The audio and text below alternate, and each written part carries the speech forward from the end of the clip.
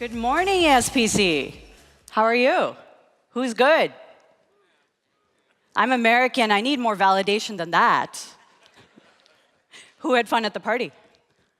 Who's had a great week, an amazing week?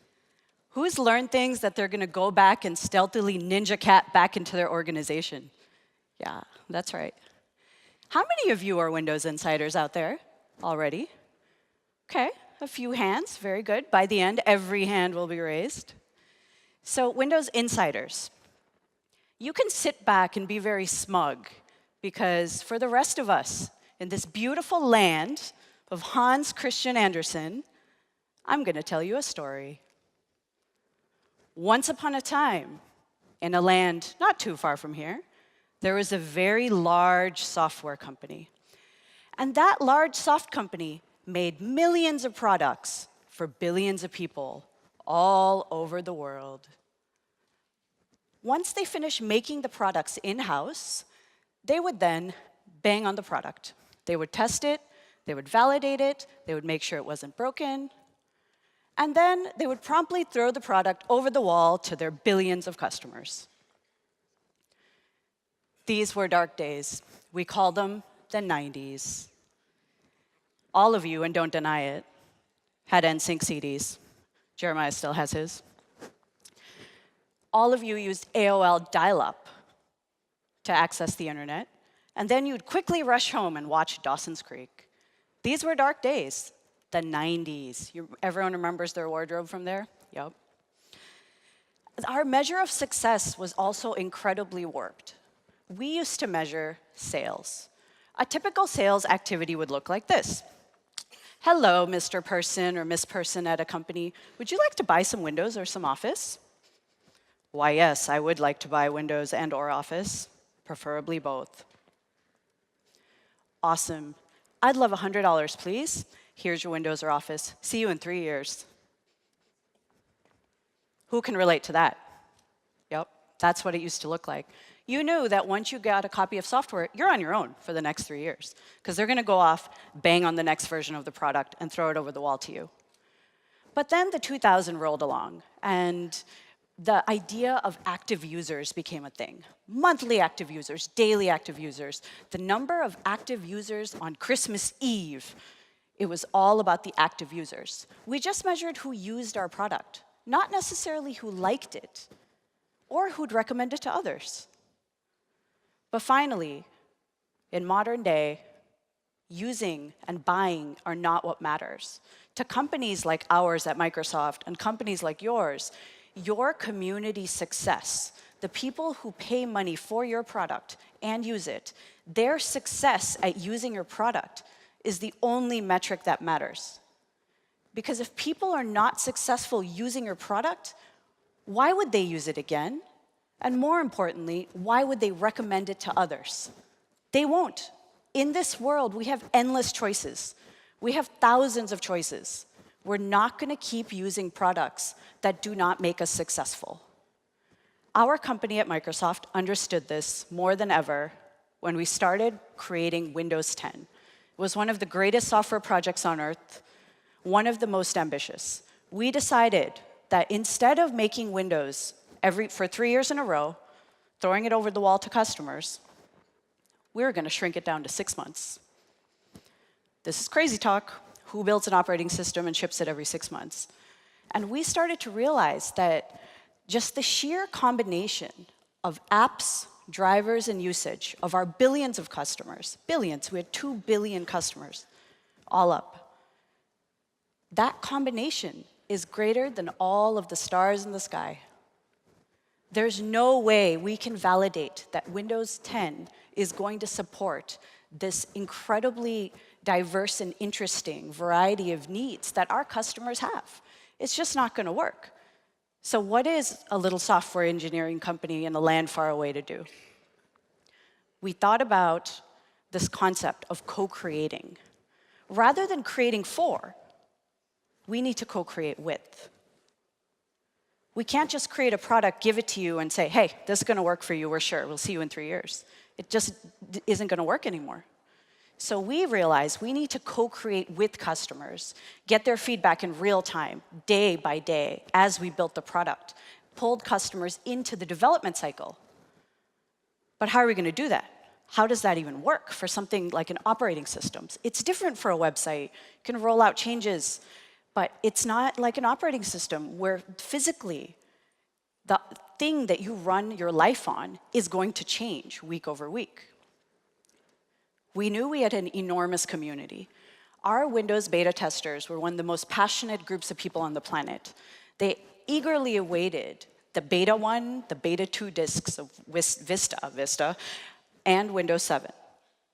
I was one of the people who would burn the disks in the lab and mail them to millions of people. Beta 1, beta 2. But you really just had 2 shots. If you didn't get your feedback into beta 1, you better get into beta 2. Otherwise, you're done for 3 years. See you in 2012. So we thought, our customers, and this is the feedback they give us, they don't actually want to only give feedback twice a release, especially not on such a short leash release. In fact, they want to give feedback much more often. These are people like Jason. Jason has been blind since birth. He leads technology and IT for the Toronto School for the Blind. I met Jason at an insider dinner in Toronto a few years ago, and he told us that he can't live without Cortana or other voice-activated tools. Because he's blind, he needs it to do anything. He needs it to turn his computer on. He needs it to call an Uber to get home from the dinner we were at. For him, voice must work. It's not a cool party trick or a nice to have or an option. It's how he lives his life with freedom.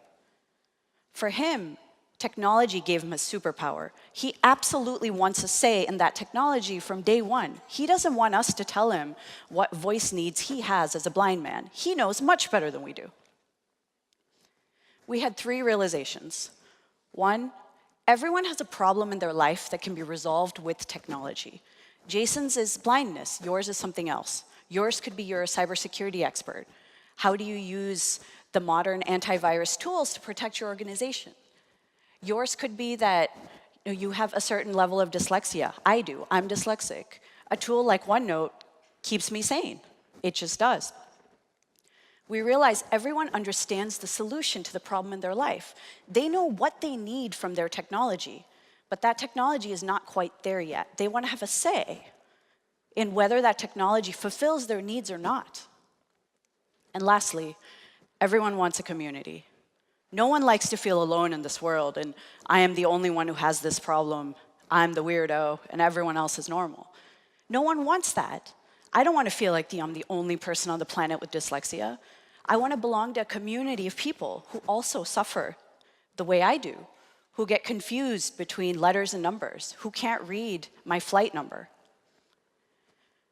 I want to feel like there's a million other people out there who I can share information with on how to use OneNote to better understand a ginormous wall of text or a memo from our CEO. So in 2014, we decided to do something absolutely ridiculous. We said, let's pull our customers into the dev cycle. Our former president of Windows at the time, Terry Myerson, stood up on stage at a conference much like this one and announced, we are starting the Windows Insider program. This is a program where the developers will check in code on Monday morning, and on Wednesday, that code will roll out to whoever wants it so they can test it in real time, make sure it fulfills their needs. Because that way, if they have feedback, they can give it to us from day one. They're not waiting until beta 1. They're not waiting until beta 2. They're giving it to us on day 1. This is a program for the tech enthusiast. This is for, as you see from the slide, it's for the people who do not think that Pixie Boot is a girl punk band. They know that DLL is not the new OMG. This is for the tech enthusiasts. This is for the us. We thought, okay, cool. Maybe we'll get 100,000 people to sign up for this. That would be a wild, phenomenal success. Because who the heck wants to update their operating system every month, every week anyway? That's crazy talk. You have to be absolutely, totally insane to want that. But within a week, we had over 2 million people sign up. 2 million people. Companies tell me all the time, I'd love to have 1 million customers. We're like, we call that the Insider program. That was 2 million, the very beginning. But to our great surprise, it wasn't just tech enthusiasts who work deep in tech stacks. These are entrepreneurs in Lagos, Nigeria. They use technology to solve local problems, such as kidnapping, such as healthcare, such as transportation. These are young people in Bellevue, Washington, who are using technology to apply to college and solve local problems. These are gamers in Cologne who are figuring out how the latest and greatest machines with the latest and greatest operating system can make gaming even better for everyone. This is someone like you, Eddie Leonard. He's the hero of this story. He leads IT for First Citizens Bank, one of the most conservative banks in the US. And he is one of the people who signed up on day one in 2014. Today, Windows insiders are the millions who represent the billions. There's 16.5 million of us worldwide. 16.5 million. Many of you included in that 16.5 million. We have Windows insiders in every country in the world, even Antarctica, yep. Lots in Copenhagen. We've met many of them this week. But what's really interesting is how we actually insider at Microsoft and what you can learn from it. Insidering at Microsoft falls into 3 specific categories. 1, flighting these pre-release versions of Windows. 2, getting feedback and implementing it. And 3, the community engagement. So how do we do it? 1, we've got a series of rollout strategies called rings. I'm a dev. I will check in code on Monday. I will send that package of information out to a ring, the internal ring only, to Microsoft employees on the Windows team. These are hundreds of people, called Canary. These are the most raw bits. These are they're tested through automation, but not through any humans. This is a very, very, let's say, dangerous ring to be on, because you're going to get dev work, raw, internal only. Second ring is what we call self-host. This is for most people at Microsoft who are tech enthusiasts. Our CEO insists on being on this ring. It's very, very exciting when he runs into an issue. The third ring, and this is the one many of you might be familiar with, is called Insider Fast. This is the first ring that goes externally. Check-in code on Monday. Everyone else has it on Tuesday. Insider Fast has it on Wednesday. That's 3 days between a dev has checked in something and people in the public have it. The Insider program is open. You can sign up and start getting our code 3 days after it's been checked in. There's a ring called Insider Slow. This we roll out once a month. This has gone through now 3 rings of validation. This is a very good and safe ring to be on if you work in an organization or a company. We highly recommend that companies and organizations use Windows Insider Slow. You still have the new stuff, but it's much more stable. We've had a chance to service and fix the biggest issues that have been reported by internal folks as well as external. And then there's Release Preview Ring. I call this the CEO ring. Put your CEO on this ring. Do not put them on Canary. Don't put them on Fast. Put them on the Release Preview ring. This goes out usually 1 to 2 weeks before the final product goes out. It's very stable. The only changes we'd make at this point are drivers. It's very, very, very reliable, but tells you what's coming up in the release that's going out to the entire world in a few weeks. We receive feedback on these builds that we roll out, both from internal, our partners, and also the global audience. We receive them via the Feedback Hub tool in Windows 10. If you search for feedback, you'll get the app. We close the loop via Feedback Hub as well, but our community has asked us to speak publicly when we fix big issues. So we use Twitter.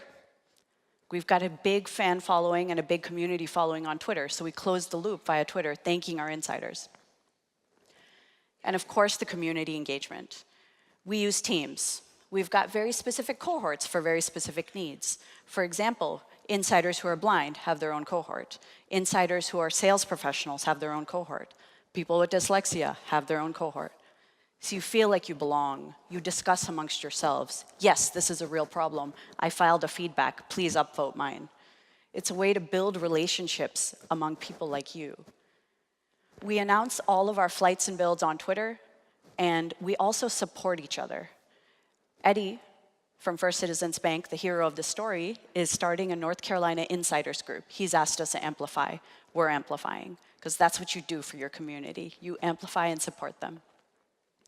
So what does this have to do with you?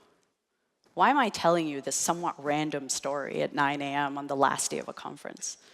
Because insidering is not just for home users.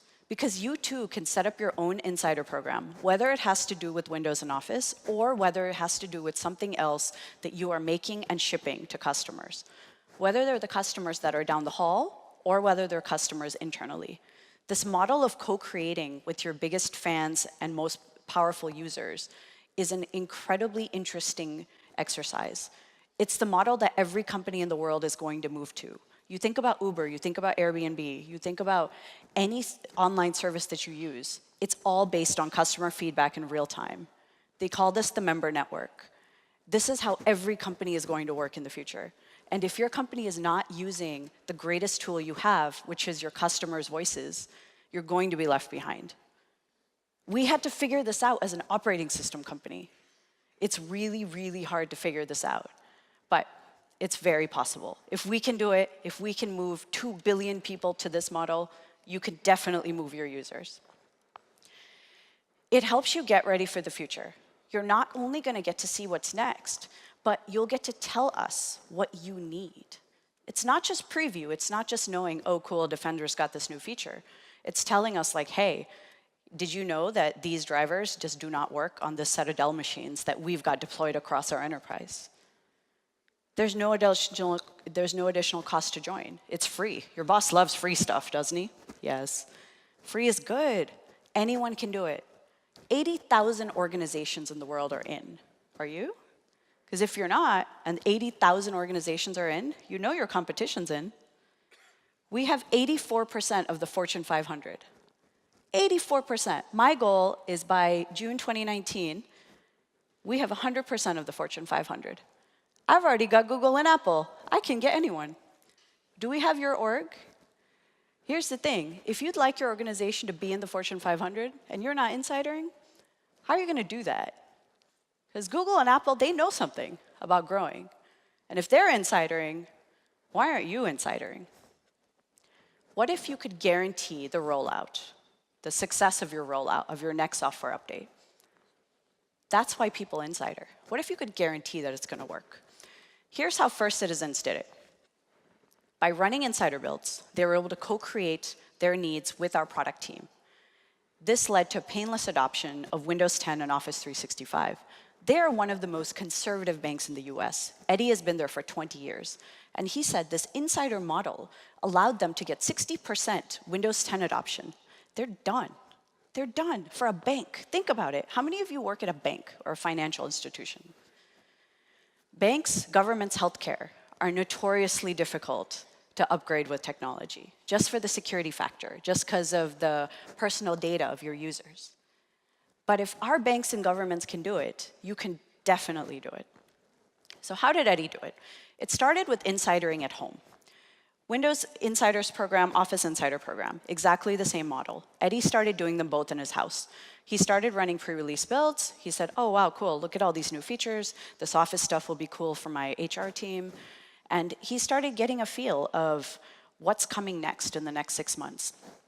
He was able to give us feedback and say, this is going to work great, or I'm finding an issue with this driver, or I'm a gamer and I'm seeing these problems with the rendering. Then he thought, wait a second, what if I can validate that my company's apps and infrastructure, I have 8,000 line of business apps. How many of you have line of business apps that cannot break? You know that app that lets you get paid? That one. Can't break. So how can I make sure that my line of business apps continue to work? What if I run this at work? What if I run this at the office? So he did what all of you are going to do probably, which is set up a skunkworks lab, a secret one. He didn't tell his boss. And he started running fastring on this sandbox set of machines. He made sure that his company's most important apps worked on the latest versions of Windows and Office, the ones that aren't even released yet. That way on release day, no fire drill. He knows what's coming. He's known for months.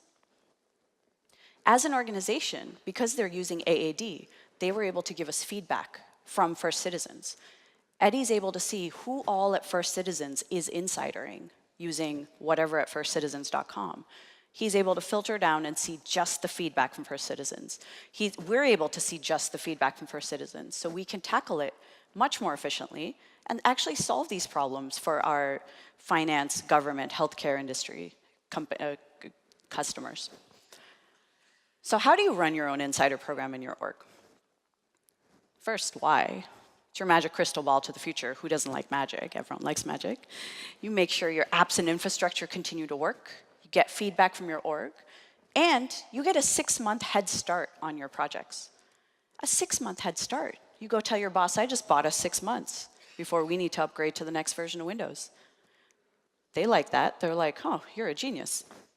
So what are some of the things that you can do with Windows Insider Program for Business? One, manage pre-release builds, of course. How many of you use some sort of management tool to do your software rollouts? Who uses SSEM? Yeah, it's a lot of people. Because of customer feedback from Eddie, we made insider build supported in SSEM. We didn't originally have it. We didn't understand how many people used it. How many of you use Intune? A few people, yep. We made Intune support insider builds as well. And then there's, of course, your standard GPO. Group policy is really important. It's been around for 30 years. It's going to be around for 30 more. You can manage all of your insider builds on multiple machines using the management tools you already use, or you could do them one machine at a time. It is completely up to you. Explore all the new business-specific features. This is not necessarily all the sketching and the drawing and the games.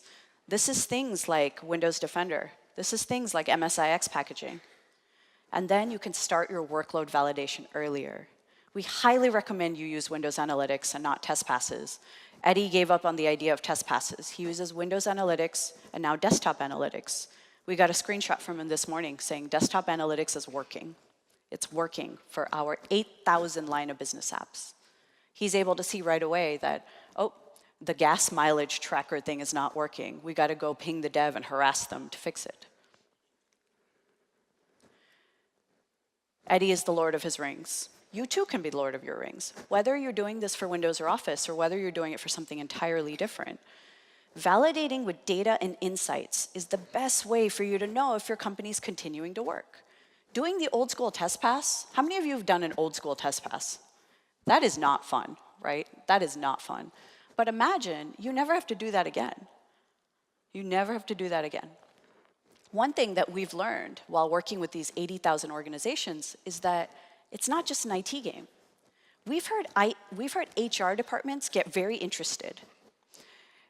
Eddie, in fact, has HR and finance and legal people inside his insider program, because those are the orgs that have apps that are really interesting that absolutely have to work. So he's got new people in all of these orgs saying, you know what, I want an insider too. So he said, whoa, okay, that's interesting. I'm going to go ahead and put you on, the slow ring and make sure. They're like, we want to be fast ring, Eddie. It's like, wow, okay, that's very dangerous to put my HR on fast ring. But people are craving digital transformation. They want to have a part in it. When you're really used to using Uber and Lyft and Airbnb, you're used to real-time transactions. You're used to controlling so much of your life that you want to control your technology as well. So what does it look like for you, for an IT leader, to be a part of the Insider program? It's actually kind of low bandwidth. Once a month, we release a Windows Insider slow build. It's been validated through 3 rings of validation. We only release it if it's good quality, it's free of security issues.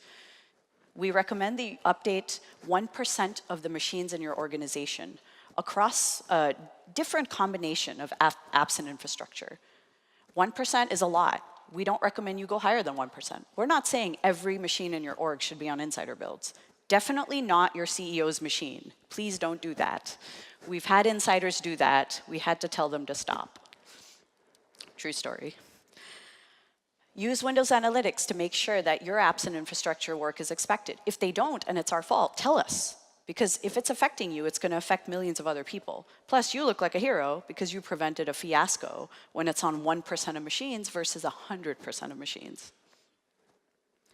How do you set up your own rings?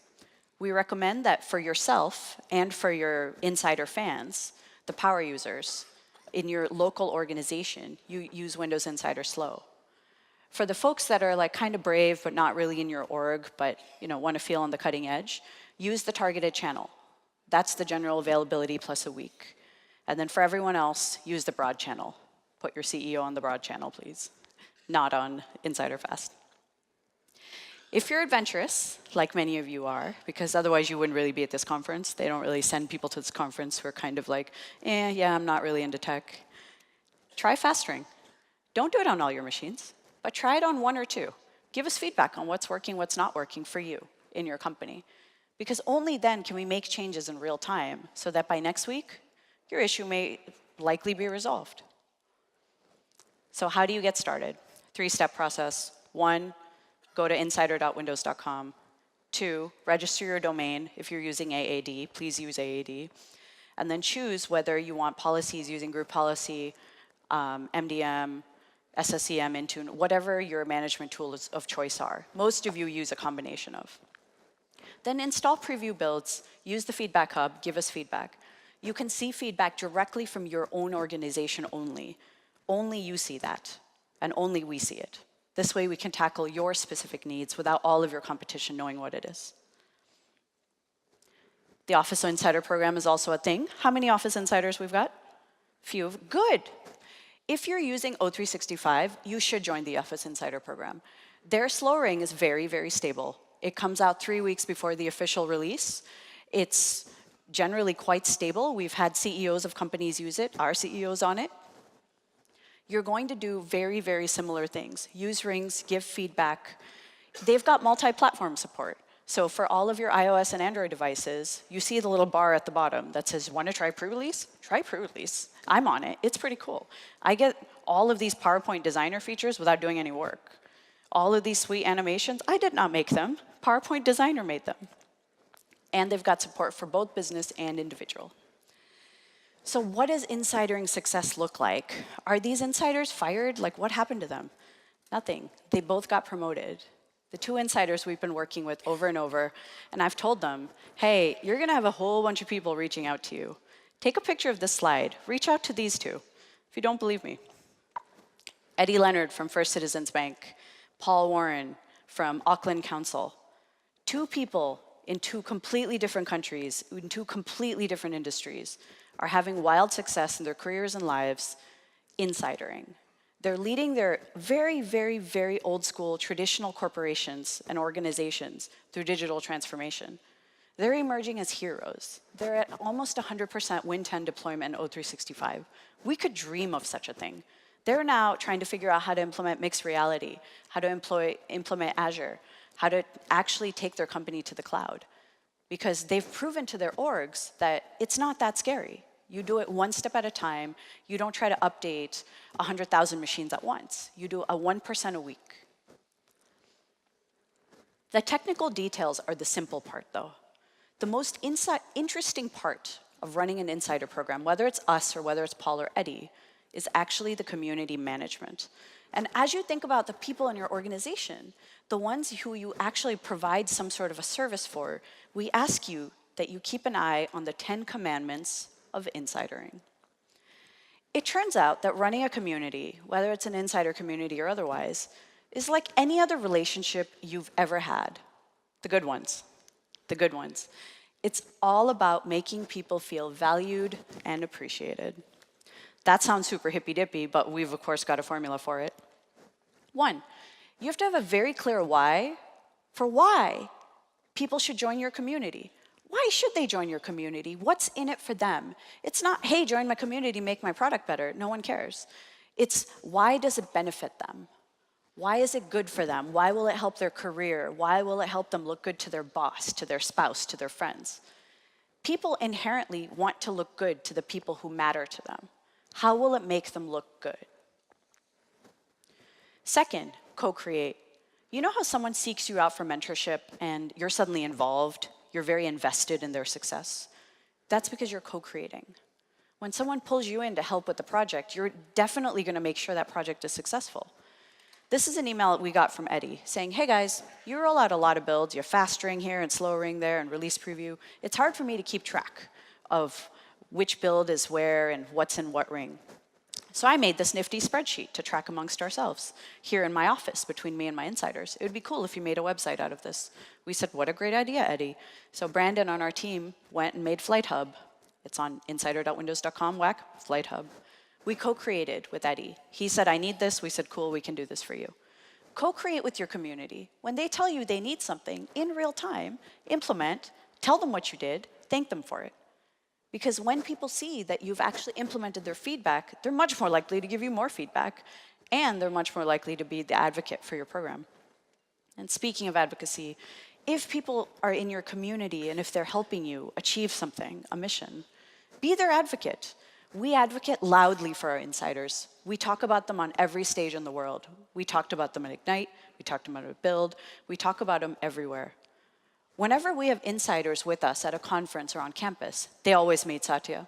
It's like tradition now. Satya's like, insiders, I would like to meet them. Because they know they're our biggest advocates, and he knows we're their biggest advocates. Here, we're showcasing Paul and Eddie in our Windows blog, which gets read 1 million reads a month. Suddenly, there's 1 million people who know about these fine gentlemen and what they're doing. This is Paul and Eddie on stage with us at Ignite. We always share our stage. We have a big microphone. It's on us to share it with our customers so that they too can share their stories. We're not in the storytelling business. We're in the hero-making business. We're in the hero-making business. Our mission is to use our platform to achieve your passion. We're in the hero-making business. So whenever we get a chance to share our stage, we want to have you right here. That's why I'm here, because I'm looking for the next Paul and Eddies. I'm looking for someone to stand up with me next year at ESPC and tell their story about how running pre-release builds has helped them with their digital transformation journey.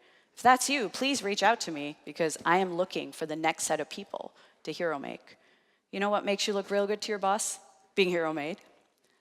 It's like when you're minding your own business and you hear someone talking about you in a very positive way. You like that. They're talking about you behind your back in a good way. That's what it's like to be hero made. In a community, you're always going to have these weird inside jokes and symbols, just like any relationship or any community of friends. Anyone who's an insider knows what that ninja cat with the button means. It means we're about to release a build. We, in fact, released a build yesterday in the middle of this conference. The ninja cat is our move. This is not a group of random friends who are doing the ninja. This is SunTrust Bank. Banks. That's the CTO right there in the middle.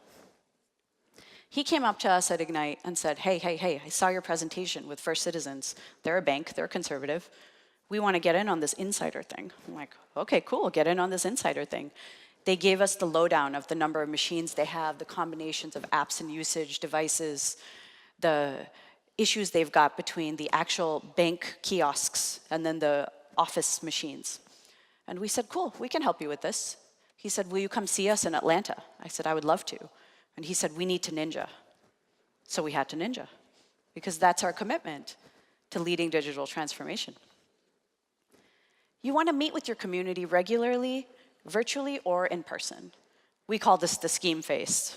Whenever we and insiders get together, there's definitely a scheme afoot. It usually involves how can we influence their upper management to let them do some crazy experiment that's going to lead to good things. We highly recommend you meet regularly, two-way dialogue, not just one-way newsletters or messages or emails, but two-way dialogue, something so magical about it. Speaking of magic, vulnerability is mandatory. When you're building in real time, you're going to screw up, and they're going to screw up. When we mess up, or when we're nervous, we confess it. In return, our insiders do too. I confessed I was nervous about a keynote I had to give. An insider told me they're nervous about the fact that they have a psychosis disorder, but being a part of the insider program has given them a meaning that they never understood before. These are powerful relationships. When we meet in real life after knowing each other online for years, we're friends. We hug each other at the airport. We stay in touch 24 hours a day. We're friends. We're working toward a common goal. We're part of a mission. It's imperative to keep learning together, because while we're keep learning and growing, that's when we're happiest. That's why you're all here, so you can keep learning and growing. Make sure your community is as well. A few weeks ago, I decided, you know what? I'm going to learn how we can help traditional IT professionals become cloud administrators. We're all journeying to the cloud, but how can we make sure that our IT friends don't feel like they're going to be out of a job? Instead, how can they learn new skills? So I'm going through the IT Pro to Cloud Dev program. On Microsoft Learn, there's a program on how to build these skills and take the journey. So I'm learning it, so I can help our insiders learn it. Insiders are pretty happy about this. They're like, this is awesome. I didn't know about this training. We keep learning together.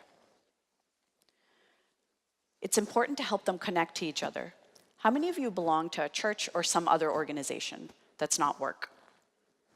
You know your relationship is not just with the leader, but with the people in the group. You know if you don't show up, they call you out on it. It's because relationships are a web. It's not just a one-to-one relationship. It's with all of the people around you. That's what keeps you in place. It's what makes you feel like you belong. Here, Brandon, and there in the middle, is petrified of public speaking. I, of course, dragged him on stage to tell his story. He was very happy with me. But insiders gave him a lot of confidence, gave him a lot of reassurance that they too are afraid of public speaking. But he's going to do a fantastic job. And 10, you've got to embrace the shenanigans. When you run a community, it's just going to be chaos. Because you can't predict human behavior, but you've got to embrace the shenanigans. This is us getting ready for our speech at Ignite. This is us 10 minutes before we hit the big stage at Ignite, writing our speech. We use the slide to explain how we work. If we work on an operating system that you develop on Monday and we roll to customers on Wednesday, we can definitely write our speech while on stage at Ignite. In fact, I was joking that I was making real-time updates while in rehearsal before all of you walked in. You must embrace the shenanigans. You think about the times in your career that you've had the most fun. Generally, there were shenanigans. Things went horribly wrong, everyone got together, we fixed it. So I leave you with a piece of homework. Think about how you're going to build your community. That could be joining the Insider program. It could be building your own Insider program. It could be identifying the people in your organization who you would like to help co-create whatever you're working on. It could be pulling in someone from HR, finance, or legal to talk through what you've learned this week. It could be pulling in people from other organizations who you've met this week here and made friends with to talk through how you can actually solve these problems. But build your community, because when you build your community, your product, your service, your customers are more powerful than ever before. When you co-create, people are so bought into your success, they're 100% determined that you are going to succeed. This is the money slide. This is the one to take a picture of if you'd like to join us. It has all of the information. If you are deploying Windows 10, if you are running Insider builds, reach out to us. That last link at the bottom, aka.ms M365 Insiders. Fill out that survey. You'll be entered into a little thing so we can come visit you. We have a lot of American customers. We don't have nearly as many European customers as we'd like. We want to come see you. We want to visit you. We want to convince your boss. We want to help hero make you. We want to put you on the big stage at ESPC next year. This is why we get on planes every single month. This is exactly why. To come here, meet you, and welcome you to join our community.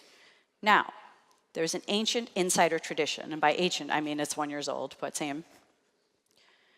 Can we all agree that here in this room, we're going to make a commitment to taking the things we've learned this week? Who's learned a lot this week that they did not expect? Yes. How many of you are ready to make a commitment here in this room to take what we've learned and apply it to our business? Hopefully all of you, because otherwise, why did you get sent? So I'd like everyone to stand up. You got to stand. You got to stand for this. Trust me, it's going to be fun. See? First rule of insidering. Trust me, it's going to be fun. All right. On the count of 3, we're all going to ninja. It's not as stupid as it sounds. Everyone is like, why are you making me do this? Because you're going to be famous. I've made New Zealand do this. I made Australia do this. I'm sure as hell going to make Copenhagen do this. All right. We're going to count to 3. And on 3, we're going to ninja. And after, no one's going to leave because we're going to announce where Copenhagen next, or ESPC next year is. Okay, so no one go anywhere. All right, on the count of 3, here's how you ninja. You get down real low so no one sees you coming. You get your hands in the air so you can protect yourself. And on 3, you yell ninja. You go 1, I'll demonstrate. 2, 3. Ninja, okay, ready? And I'm taking a pano, so you can't lie. All right, ready? 1, 2, 3. Ninja! Hold it, hold it, hold it, hold it, hold it, hold it, hold it. Sorry. You're gonna like this on social later. And wait. One more. For video. Sorry. One more. All right, 1, 2, 3. Ninja, go. Very good. Everyone ninja. Thank you so very much.